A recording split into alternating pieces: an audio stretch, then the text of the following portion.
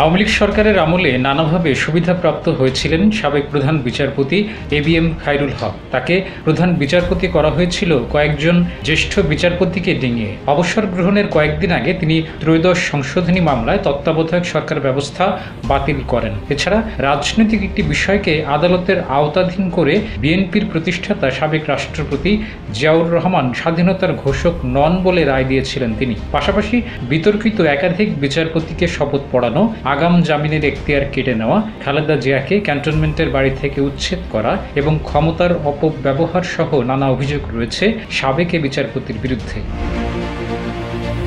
24 জুলাই বৃহস্পতিবার সকাল 8:30টার দিকে রাজধানীর ধানমন্ডির একটি বাসা থেকে খায়রুল হককে আটক করা হয়। তাকে গ্রেপ্তারের RICL TMX যুগের পর যুগ স্থাপনা থাকে মজবুত বিষয়টি নিশ্চিত করেছেন ঢাকা মহানগর পুলিশের গোয়েন্দা বিভাগ ডিবির যুগ্ম কমিশনার মোহাম্মদ নাসিরুল ইসলাম। তিনি বলেছেন, খায়রুল হককে রাজধানীর মিন্টো রোডে ডিবি কার্যালয়ে নেওয়া হয়েছে। খায়রুল হকের বিরুদ্ধে রাজধানীর যাত্রাবাড়ি এবং নারায়ণগঞ্জে 3টি মামলা রয়েছে।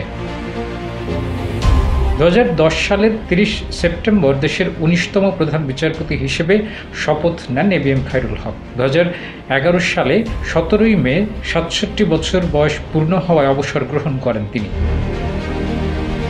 আওয়ামী লীগ সরকারের শেষ সময় খায়রুল হক ছিলেন আইন কমিশনের চেয়ারম্যান। ছাত্র জনতার অভ্যুত্থানে 2024 সালের 5 আগস্ট শেখ হাসিনার নেতৃত্বাধীন সরকারের পতন ঘটলে 13 আগস্ট তিনি আইন কমিশন থেকে পদত্যাগ করেন। এরপর তাকে আর প্রকাশ্যে দেখা যায়নি।